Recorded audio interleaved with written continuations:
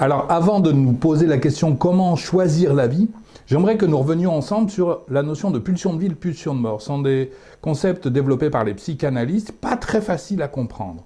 D'ailleurs, dans un de mes livres qui s'intitule Chevaucher le dragon, au fur et à mesure que ma pensée évolue dans le livre, j'en reviens à donner, je crois, 3 ou 4 fois une définition différente de ce que pourrait être pulsion de vie et pulsion de mort. En résumé, on pourrait penser au départ que la pulsion de mort est une pulsion de destruction. Donc, par exemple, un pays rentre en guerre, comme c'est le cas en ce moment, on peut penser que celui qui a déclaré la guerre est dans une pulsion de mort contre celui qui est victime.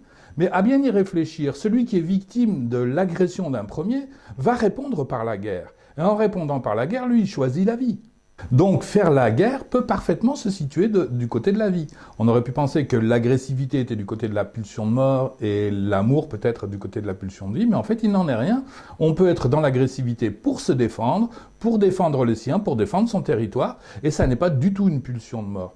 Alors ce qui était proposé par les psychanalystes à un moment donné, c'était que la pulsion de mort était une pulsion de répétition. Je crois que sur cette chaîne, on en a déjà parlé, la pulsion de répétition, la compulsion de répétition, parce que c'est très étonnant, des personnes me contactent et me disent, voilà, j'ai rencontré une personne qui était perverse narcissique, puis nous nous sommes séparés, j'en ai rencontré un autre et encore, et on voit que l'histoire se répète. Alors il y aurait pulsion de mort dans le sens où la pulsion de vie nous ferait aller plutôt vers quelque chose de positif, et la pulsion de mort aurait tendance à nous ramener vers quelque chose de négatif.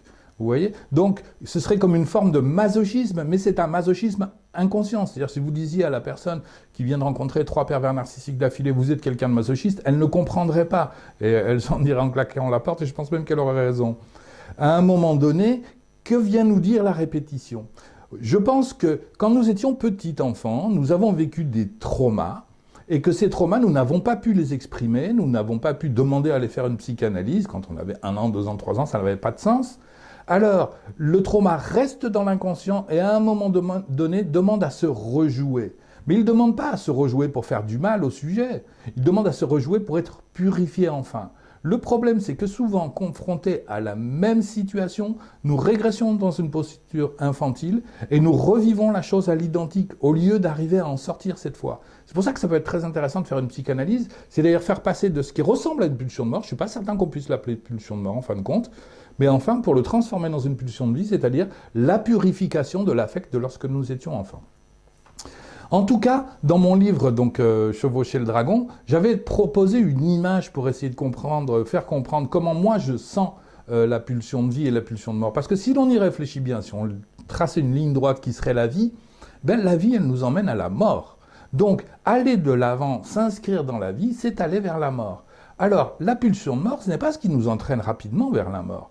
C'est au contraire quelque chose qui voudrait nous en éloigner, c'est-à-dire nous ramener en arrière vers la non-vie. Je vais vous donner une image qui va peut-être vous aider à comprendre. Imaginez une fleur. La fleur, elle est d'abord une graine, puis elle devient une pousse, enfin elle devient une tige, et à un moment donné, elle devient une fleur. Quand elle est une fleur, elle offre sa beauté, sa fragrance, et puis elle commence à faner, et puis elle meurt en répandant ses graines dans le sol. Voilà ce qu'est la vie au regard de la fleur. Mais imaginez maintenant une fleur qui ne voudrait pas faner. Et pour ne pas faner, elle ne voudrait pas fleurir. Vous voyez? Donc elle serait tout le temps à vouloir revenir en arrière. C'est vrai que c'est un petit peu ce qui se passe aussi dans la compulsion de répétition, mais l'objectif n'est pas d'éviter la mort, l'objectif, encore une fois, inconscient, est la purification du trauma.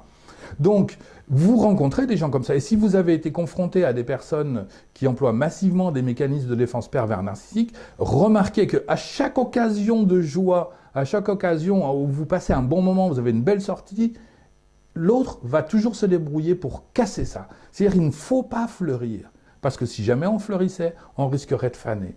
Vous voyez? Chaque occasion de joie est transformée en occasion de tristesse, de souffrance, de reproche.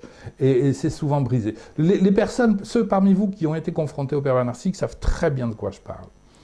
Alors on comprend pourquoi je ne me sens pas en phase avec ce qui se dit parfois sur les pervers narcissiques, du style « comment mettre le pervers narcissique échec et mat », c'est-à-dire comment rentrer en guerre avec lui, 5 phrases magnifiques pour le mettre à terre. Ce n'est pas du tout mon propos. Non, je serais plutôt à demander aux personnes qui sont confrontées à des personnes qui emploient massivement des mécanismes de défense pervers narcissiques, qu'est-ce qui se rejoue dans votre histoire? Ça, c'est mon travail de psychanalyste. Et à un moment donné, qu'est-ce qui vous fait envie? Qu'est-ce qui fait qu'à un moment donné, vous aimeriez vous tourner vers la vie? Comment? Alors, on en vient à mon propos. Depuis 10 ans déjà, cette chaîne existe. Nous avons beaucoup parlé des pervers narcissiques. Je pense que c'était nécessaire. Je sais qu'il y a encore beaucoup de questions que vous avez envie de poser. Donc, je vais rester présent et continuer de répondre à ces questions en faisant des petites vidéos comme j'en fais aujourd'hui. Mais j'ai envie de parler d'autre chose. Alors, je viens de retrouver un très vieux livre que j'avais acheté quand j'étais très jeune. Les stances courtes du Bouddha, le Dhammapada. Alors, voilà ce que je vous propose. À partir de bientôt, très rapidement, d'ici la fin de la semaine, je vais lire les stances du Bouddha. Ce sont des aphorismes courts. Et en amont, je vais vous proposer une légère mise en transe, très légère, du style, concentrez-vous sur votre posture, ressentez vos jambes, ressentez votre dos, prenez un long inspire, un long expire, fermez les yeux. Vous voyez, pour vous permettre de vous centrer. Et à ce moment-là, je vous ferai la lecture du Dhammapada, si ça vous intéresse, des stances courtes du Bouddha. Il y a, je crois, une vingtaine de chapitres, donc ça va représenter une vingtaine de vidéos. Si ça vous intéresse, il serait important de cliquer sur s'abonner et d'activer une petite cloche. Pourquoi? Parce que à chaque fois qu'il y aura une nouvelle vidéo, vous serez tenu au courant à ce moment-là par le logiciel. Et puis, si ça vous intéresse aussi, parallèlement, j'avais écrit un livre qui s'intitulait « Transformer souffrance et colère en énergie d'éveil ». Je pense que la lecture de ce livre, en même temps que l'audition des vidéos, en alternance bien sûr, pourrait vous être profitable. Je mets en description le lien du livre « Transformer souffrance et colère en énergie d'éveil » qui, à l'époque, ce que je voulais démontrer, c'est que plutôt qu'en d'entrer en souffrance ou d'exprimer sa colère, on peut très bien utiliser cette énergie pour progresser d'un point de vue spirituel et pour progresser dans sa vie. J'expliquais comment on pouvait faire ce genre de choses. Et déjà à l'époque, dans le livre, je parlais beaucoup du Bouddha et de ses paroles. Voilà, donc si l'expérience vous intéresse, abonnez-vous, activez la petite cloche et je vous dis à très bientôt. Au revoir.